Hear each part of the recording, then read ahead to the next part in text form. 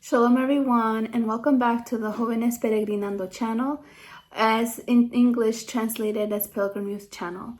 My name is Elizabeth Inicio, and today we're going to continue with our study in the book of Deuteronomy, or in the Sefer Devarim, in chapters 15 and 16 with the title, Free to Serve the Eternal in His Justice. Today is a very interesting portion of Torah that has really showed me a lot, that has really taught me a lot about the role of Mashiach and how the Eternal employs his justice through his commandments. These chapters will focus on the aspect of freedom, the Eternal's justice, and the service that he is expecting from all of the believers, but in specifically what the Eternal expected from the Israelites in their time as well. We will learn about commandments that reflect the Eternal's justice on behalf of the poor, the weak, and the enslaved. As we have already studied the first 4 books of the Torah, and now we are finalizing this study or this series of Torah studies with Sefer Devarim, or the book of Deuteronomy.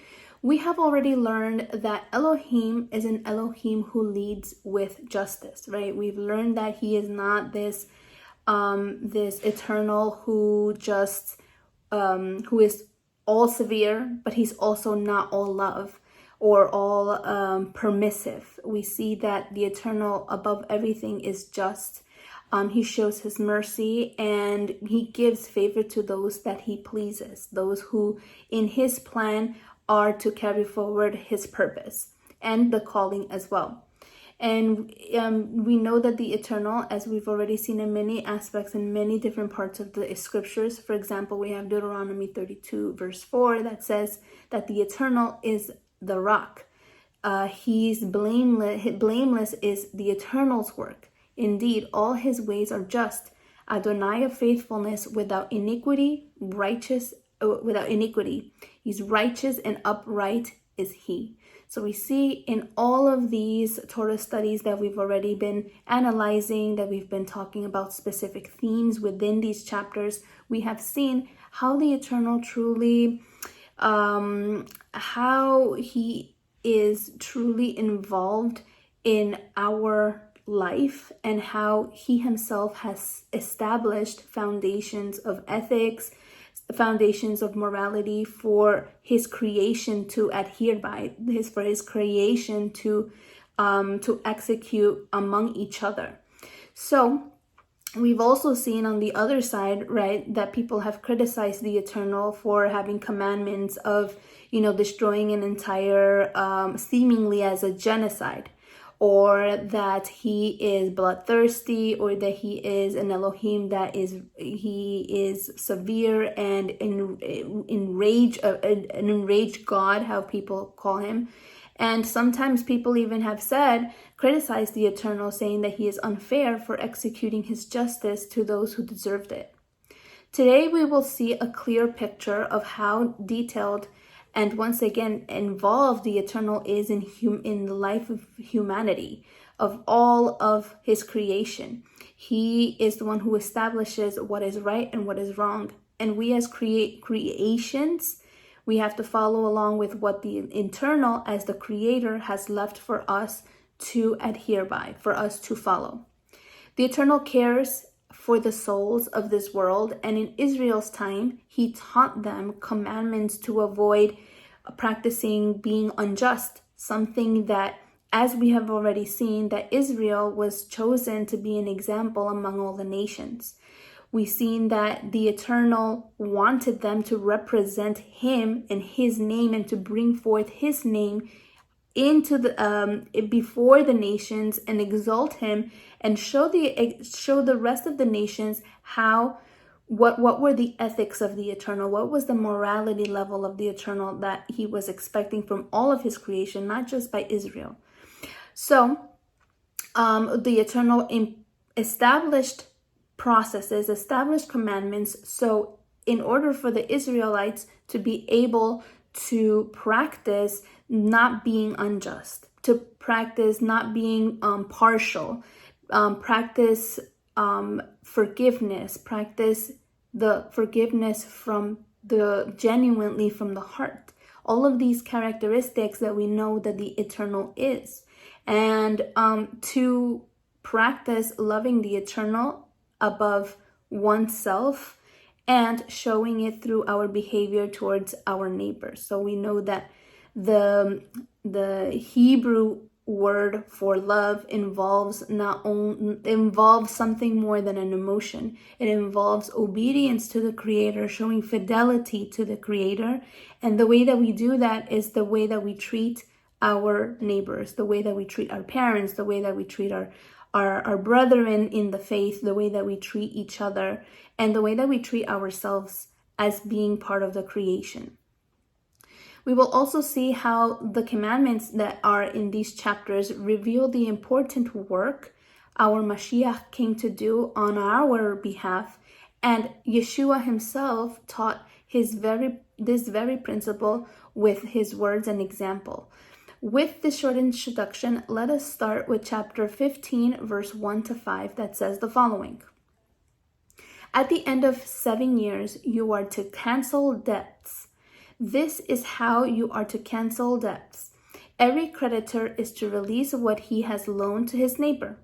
He must not force his neighbor or his brother to repay, for Adonai's debt cancellation has been proclaimed.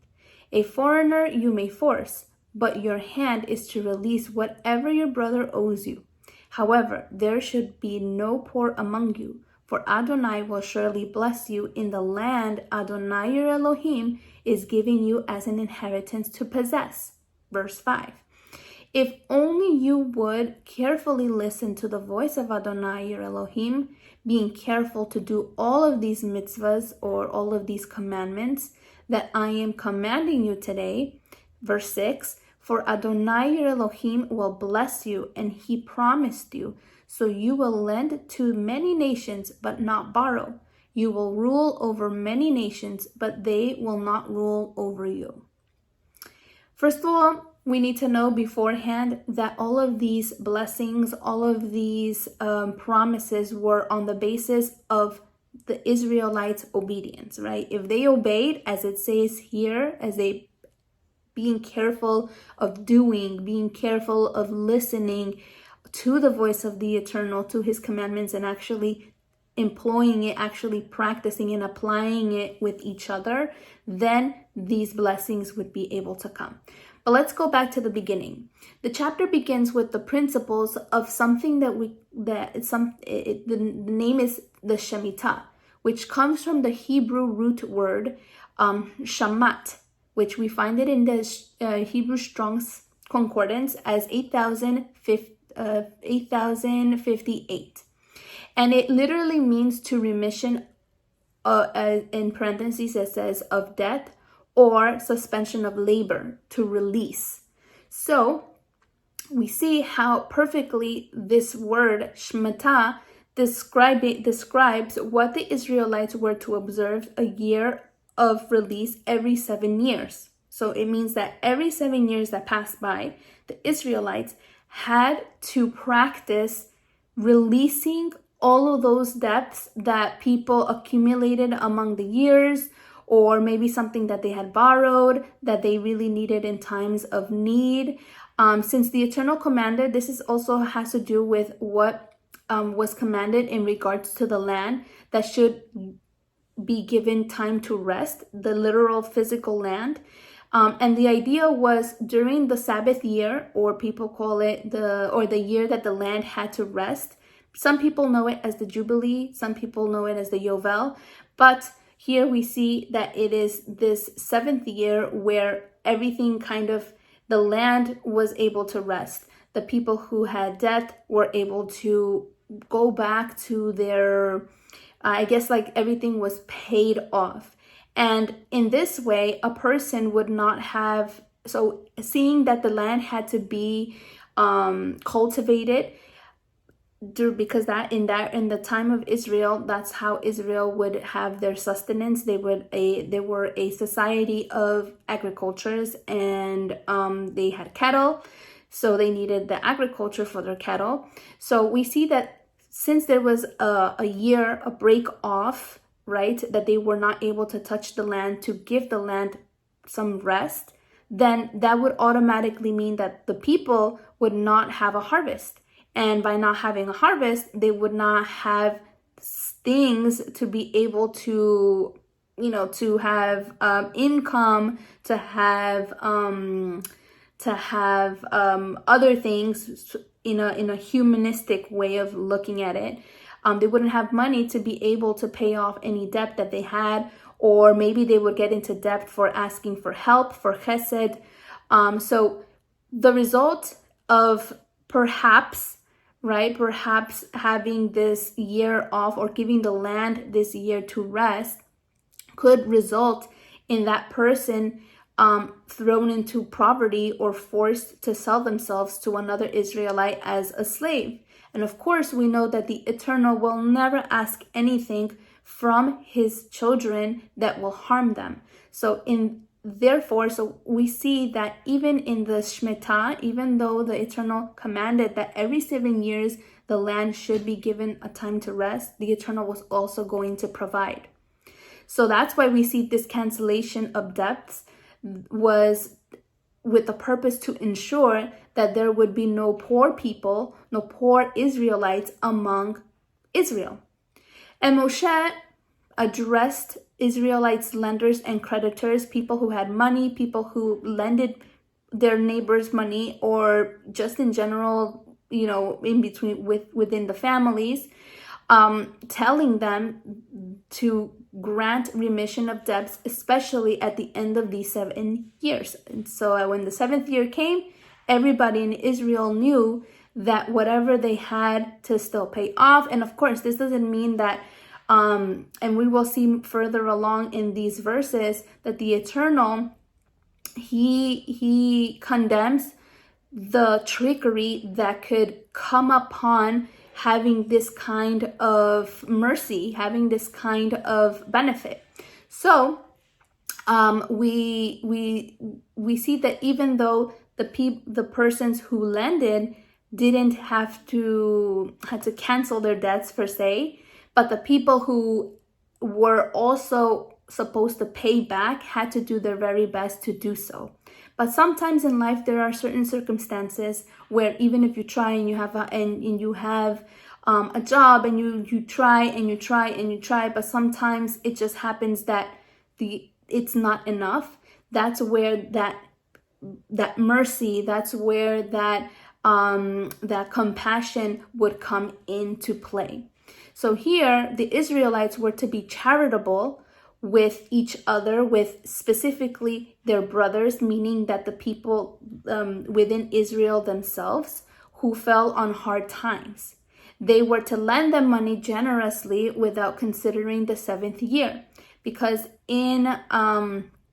we will see further along within the text from verse 7 to 12, I believe, it talks about that the Eternal condemned anyone who would say, well, if the 7th year is coming up, but I see that my brother needs sustenance, needs something, needs money economically, but he won't be able to pay me back because the 7th year is coming, then that would be something that the Eternal interpreted as something being selfish, egoistic, and self-centered, and that was something that he did not want that his children practice among each other.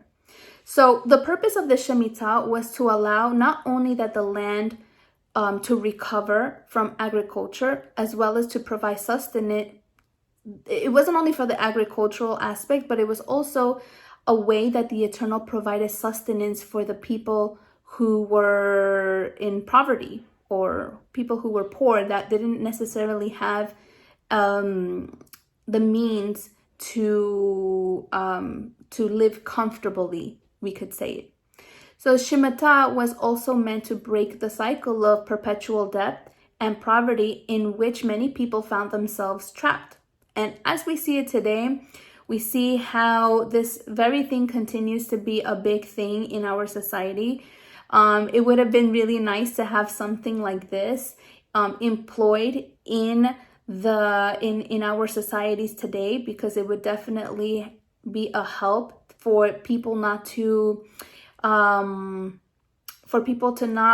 feel that overwhelming pressure and stress, to the point that I've seen, on the news, where they take their own lives, or because the pressure is just too much, they completely give up and feels like a really heavy burden.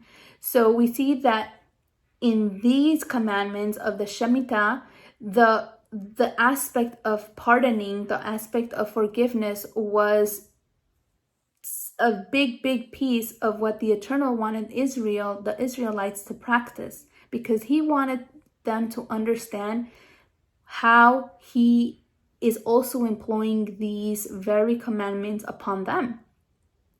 And this forgiveness was to happen because it was Adonai who was ordering it, right? And it should be because Adonai, on behalf of Adonai, not because the person who was going to be forgiven had any merit or anything that they did to deserve that pardoning, but it was more so that the Eternal was saying, please forgive your brethren because of me, because I have forgiven you.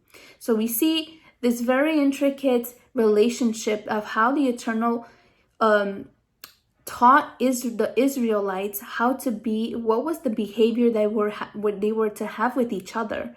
What was the things that the Eternal was approving and what he was not approving? And what were even the thoughts that some of these, that all of the Israelites, what was like the attitude that had to be given, or what was that perspective that an Israelite had to have in order to be giving to his brethren without feeling like greed. And we will see this a little bit further down in the study. I do want to I guess like focus that the Eternal's instruction when they would be blessed in the land was in the land, or in the context that they were about to possess Canaan. And that is all of the blessings that we see throughout the Torah, the first 4 books, including in this one, in Deuteronomy, had to be specifically within the land. So many people like to take the verses out of context and bring it to our time, but we have to remember that when these instructions were given was when they were about to possess the land of Canaan, and that would be the promised land, the inheritance that the Eternal had promised them. Something very interesting in verse 3, where it says that an Israelite was able to force a foreigner to pay their debts, but was not allowed to do so with their brother. So that is, an Israelite was able to, and this means that the Israelite was able to continue to adhere or continue to hold the foreigner who was not part of Israel accountable for what they owed them. And this was because a foreigner was not necessarily part of their community. It wasn't, instead of giving back, because as we know, everything, the economy that would happen within Israel, they being tribes and being brethren and being relatives, everything that flourished among them were for their community. So if we see that the foreigner was there, they needed to either contribute or be part of Israel, or that they would have to have some leave some benefit, let's say that way, for Israel to lend their money. And it was not against the rules to lend, because again, we have a lot of commandments in the Torah where it tells us that we have to, or the Israelites had to, be kind to the foreigners, teach the foreigners Torah, even circumcise the foreigners to be able to practice certain things in Israel.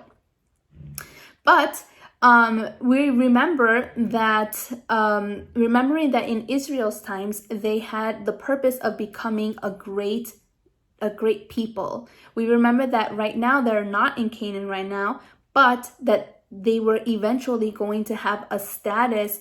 They were going to be exalted among the nations. And this is one of the ways that the Eternal was going to do that, was going to fulfill that.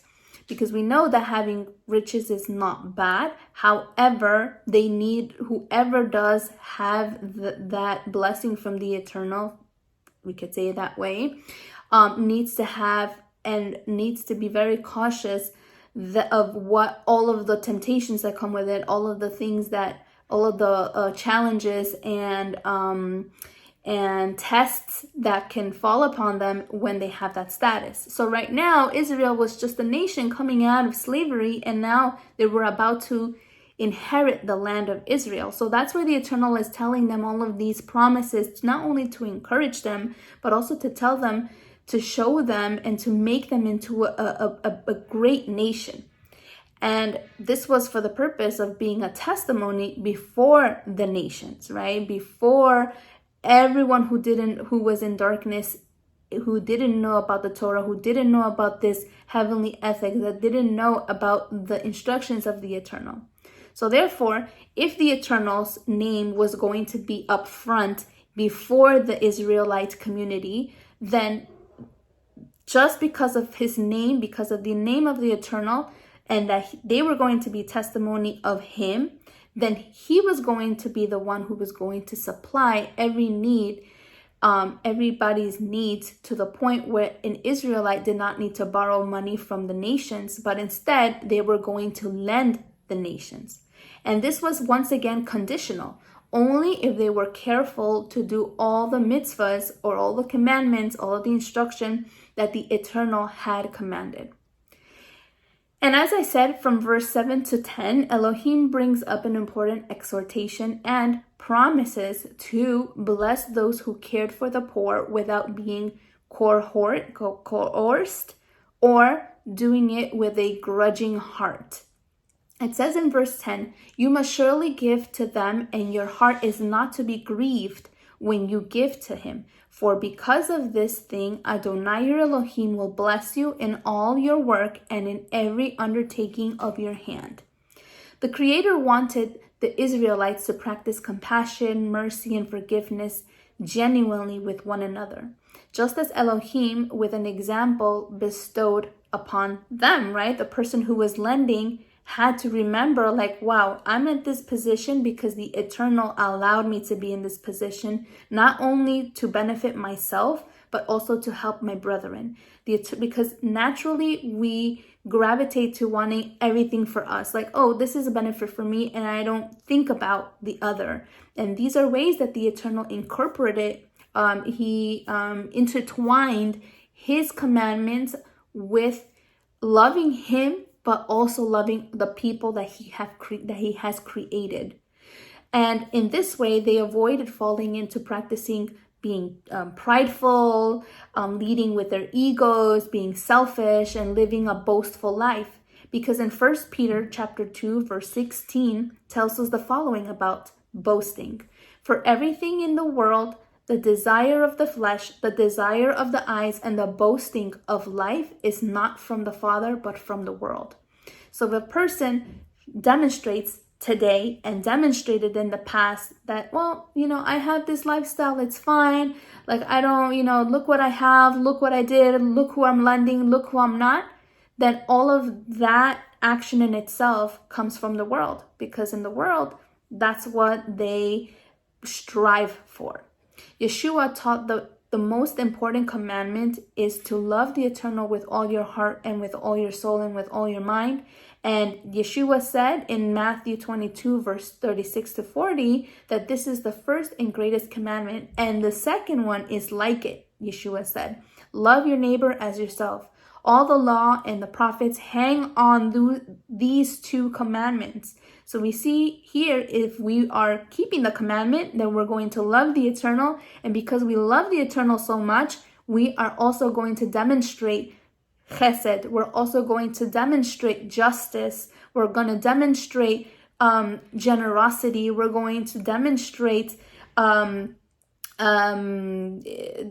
compassion and mercy, just the way that the Eternal had compassion and mercy for us, right? And that's what the Shemitah in its entity are the instructions of the Eternal given to teach the children of Israel and now ourselves today, because it continues to apply for us, perhaps not in the same way, because once again, all of this was in the context of a physical land. And it helps us to remember certain principles. That number one, the earth and its fullness belong to the Eternal, and that as He created all things, He knows what the earth needed in order for it to, once again, the seventh year was also to give rest to the land. He knows what the soil needed. He knows that the soil needs to be recovering, and what even helps with, and by giving this rest of the land, there would be better quality, there would be more production. And as a second principle or aspect, the Eternal was also teaching Israel to fully trust in Him, because that year when the land rested and therefore, there was no work, He would be in charge of supplying everything they needed for their sustenance, even the animals. This exhorts us today to have confidence in the Father, knowing that if we obey and have Him as a priority, He is in charge of meeting our needs. He will supply everything we will need in this life, in the physical, in the spiritual, and in our emotions, in every aspect that He knows our necessities more than probably we even know. We should not doubt His capacity, because the Creator is not a limited being. For our part, let us be faithful servants, and He will add the rest of whatever we're going to need in this life.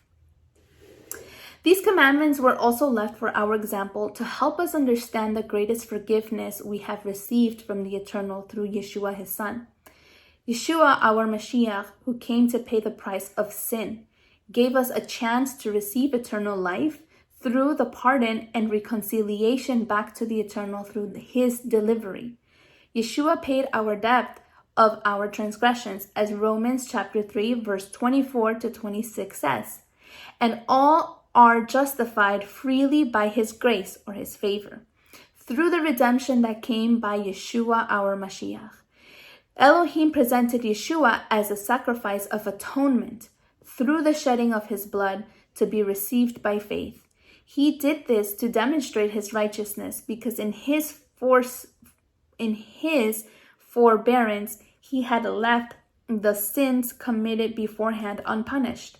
He did it to demonstrate His righteousness at the present time, so as to be just and the one who justifies those who have faith in Yeshua. We see here that Yeshua paid the price of our transgressions, because we know that the payment of sin is death. But the Eternal was merciful. The Eternal was compassionate and gave us the opportunity to have eternal life through Yeshua, our King. And in Romans, that we see in Romans chapter 6, verse 23. And just as our debt to Elohim was canceled through the delivery of Yeshua, then we too must show that same mercy to those in need, as well as compassion. Because the Almighty has shown us that compassion first, the Eternal will always put people in our way that will need help. We won't ever have the excuse of saying, well, Father, I can't help anyone because I don't have anybody around me. The Eternal will always lead us to people who need something. So we ourselves can practice selflessness. We can stay humble, so we can continue to be active in His service to the Creator. And that's why in verse 11 it says the following of Deuteronomy chapter 15. For there will never cease to be poor people in the land. Therefore I am commanding you, saying, you must surely open your hand to your brother, to your needy and poor in your land. So we see here, even we can remember the words of Yeshua, who said to, I believe it was the disciple Peter, who said, why are you pouring? Or I think it was Judah, who was surprised to see that the woman had poured all this fancy perfume on Yeshua's feet, and he anointed him in a sense. And he was saying, why did you buy such an expensive perfume when you could have given it to the poor? And Yeshua said, there will always be poor.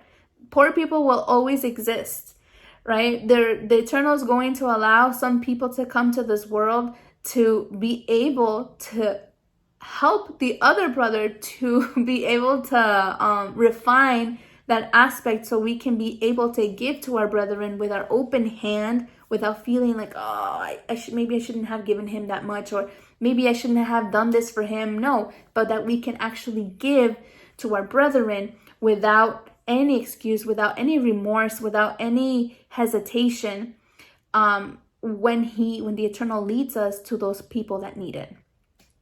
From verse 12 to 18, it centers on the instruction of servitude within Israel. If an Israelite became a servant or a slave to another Israelite, the master was to release the servant on the 7th year. Not only was the servant to be released, but the master was instructed by the Eternal to furnish the servants liberally from their flock, their winepress, and their threshing floors. So, when the year of release arrived, the master was to remember how the Israelites had been once enslaved in Egypt, until Elohim's mighty arm and mercy gave them freedom. So once again, we see here how the Eternal is allowing and giving the Israelites these opportunities to relate to the Eternal on the big work, even though it's on a very small scale, of how he gave them this freedom from Egypt, and that they should remember how oppressed they felt, in order for them not to oppress their brethren because they owed them money, because of any circumstance that tied these two people together. So this would prevent any, seeing that there were laws even on how a master was supposed to treat their servants, their slaves, right? The Eternal never said, well, here's classism. You're rich, you're poor, then you gotta always do whatever the rich person says, and the rich person can treat the poor person however they want. Absolutely not. Here we see that the Eternal puts boundaries. He put limits to how we can treat each other. And here we see that the Eternal employs these commandments to prevent any abuse or injustice to take place within Israel. Even if a person perhaps sold themselves because they were in a very difficult time in their lives, they still were able to be released at the 7th year with sustenance, with something, without leaving empty-handed. Even the Eternal thought about those things. It's just incredible to see and read all of these texts on how the Eternal works and what he really understands our needs. If the servant or the slave in the case loved his master because his master was amazing with him, because he was compassionate and didn't want to leave, the master was to pierce the slave's ear at the door of his house, and the servant would remain with him for life. So the Shemitah reveals the vital work, and even within this aspect of servitude of Yeshua, who came to do on our behalf a very important vital work.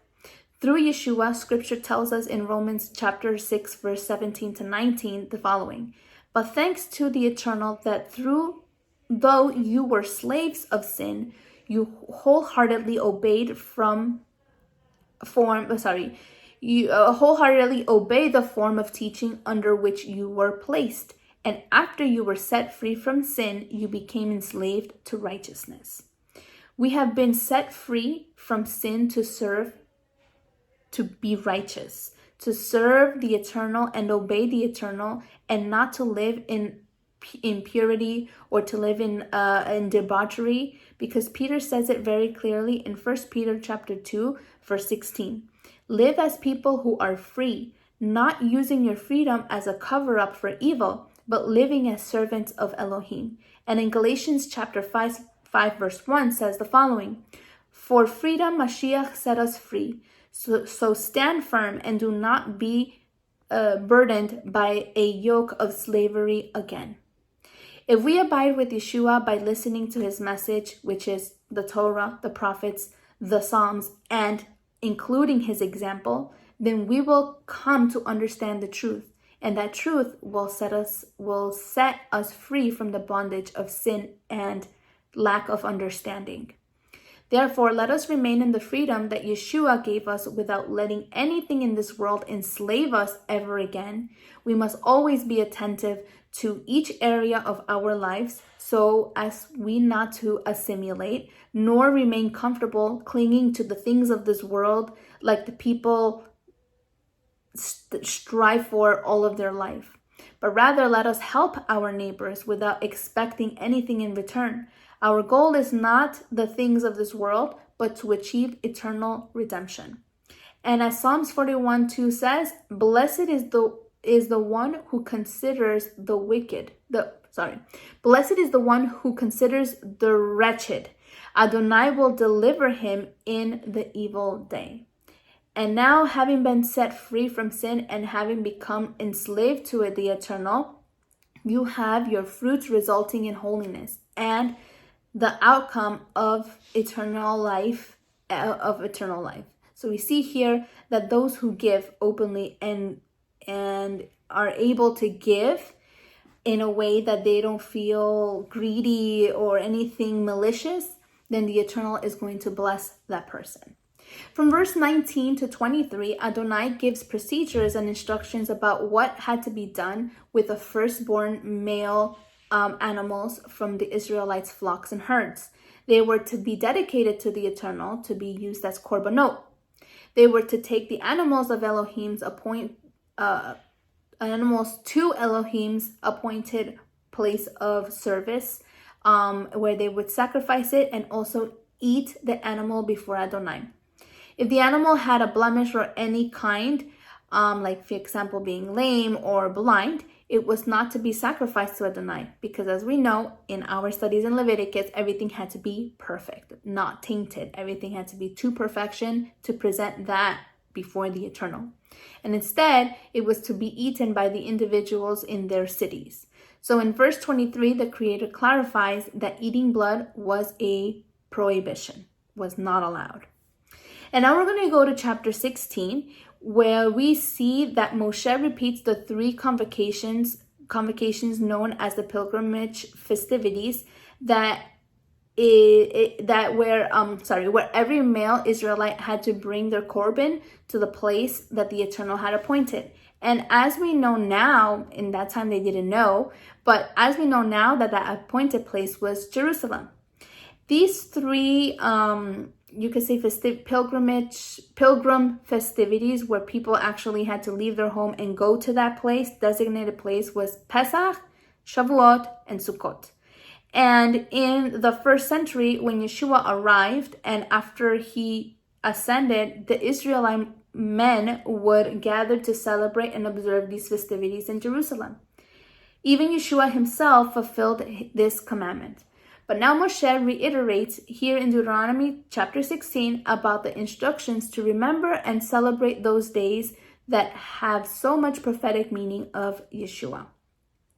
From verse 1 to 8, we will learn about how the Eternal talks about Pesach, that in the month of Aviv, the Israelites were to observe Passover or Pesach, which is a memorial of how the Eternal saved Israel from Egypt. Once again, they had to remember how it was like to be under a yoke, under a burden, under oppression, in order for them to actually have gratitude to the Eternal, to where now they were going to inherit a land in freedom. But not freedom to do whatever they wanted, but to freedom to be able to serve the Eternal.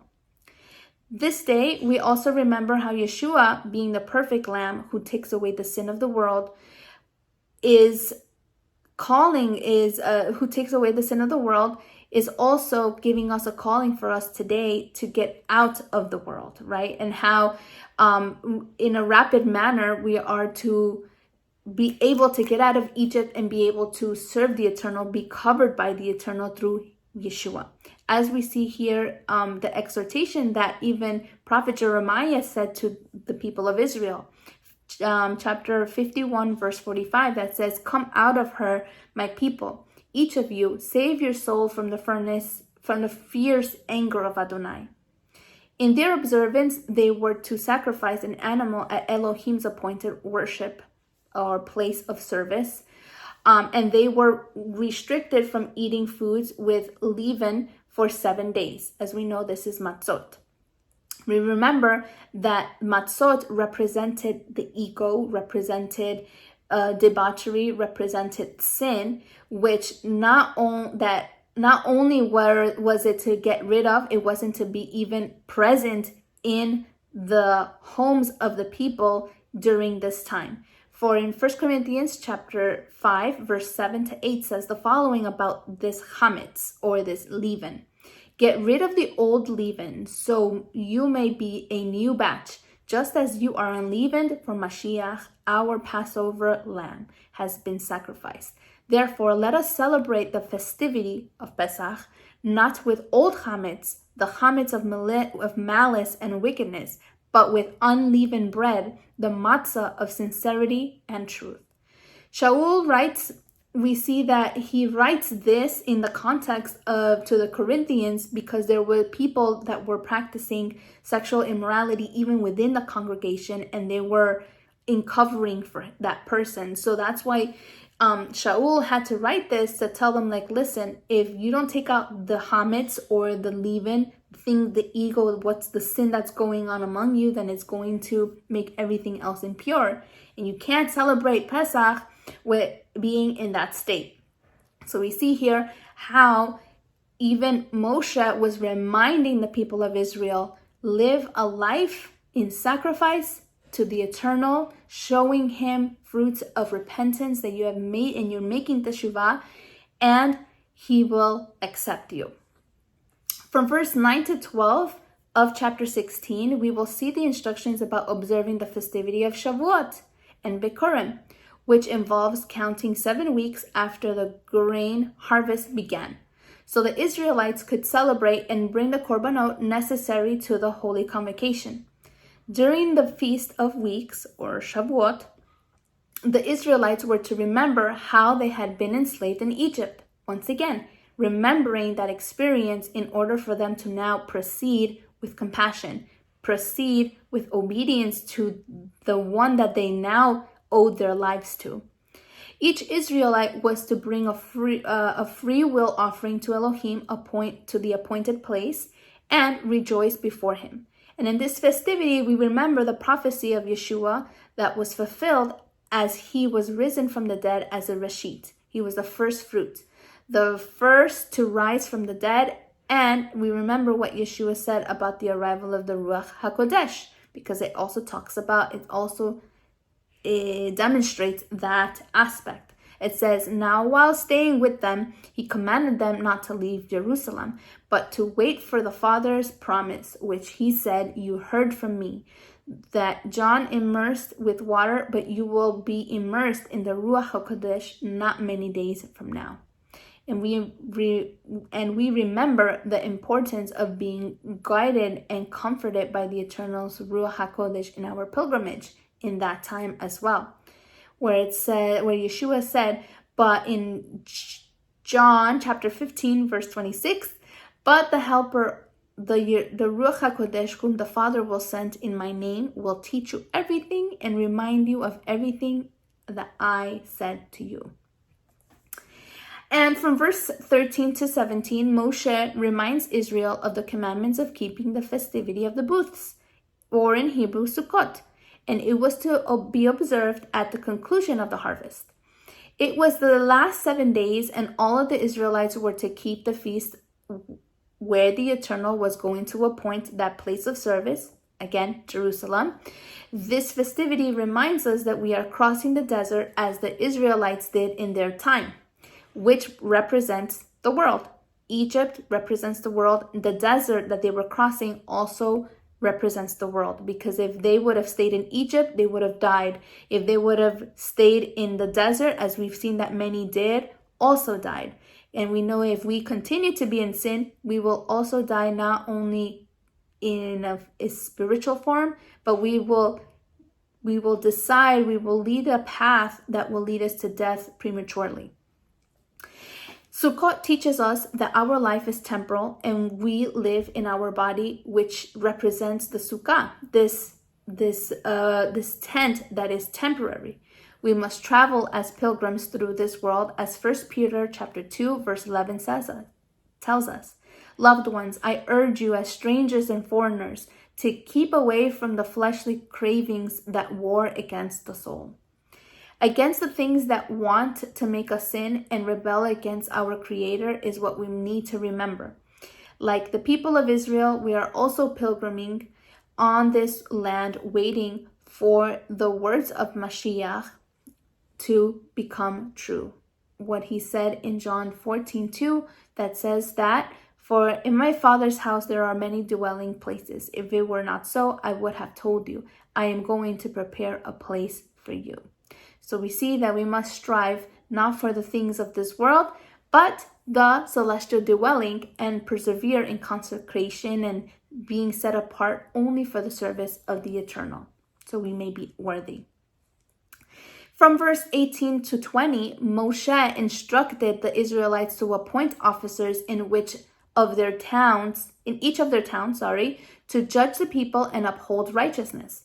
The officers were to be upright men who would not take bribery or bribes. Once again, we've seen this aspect also with in the beginning in Exodus, where the commandments of these men, what was the Eternal expecting from them to do. And lastly, from verse 21 to 22, it highlights once more the prohibition of idolatry, and the Eternal establishes what he's expecting in the place of service. Moshe gives a clear example of a pagan figure known as Asherah, and it was forbidden to incorporate it into the worship or the service to the true Elohim. Asherah, according to some commentaries, say that it was usually made of wood that stood beside Canaanite worship sites. So once again, the Eternal says, no, don't do the same thing that the Canaanites did. Don't assimilate. So this is another warning of not allowing themselves to assimilate to what was going on, to what were they gonna find in the promised land.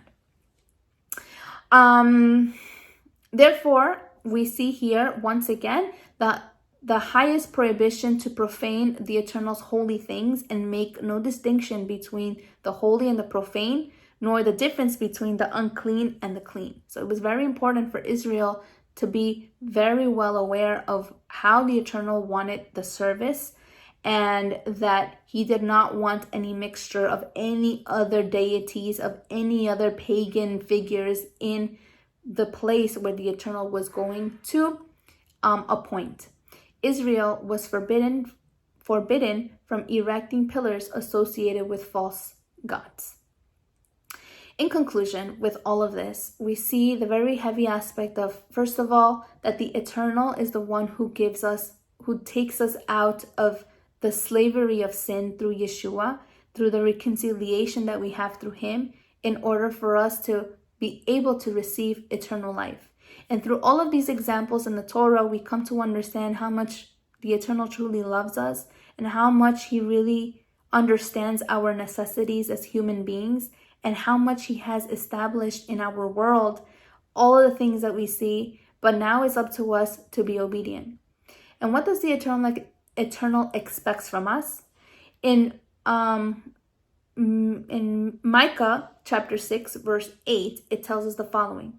He has told you, humanity, what is good, and what Adonai is seeking from you, only to practice justice, to love mercy, and to walk humbly before your Elohim. This is the last thing that I learned, that the way that we practice justice is what are our actions with our brethren.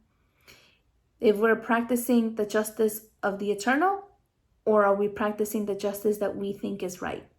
These are some things that we have to reflect.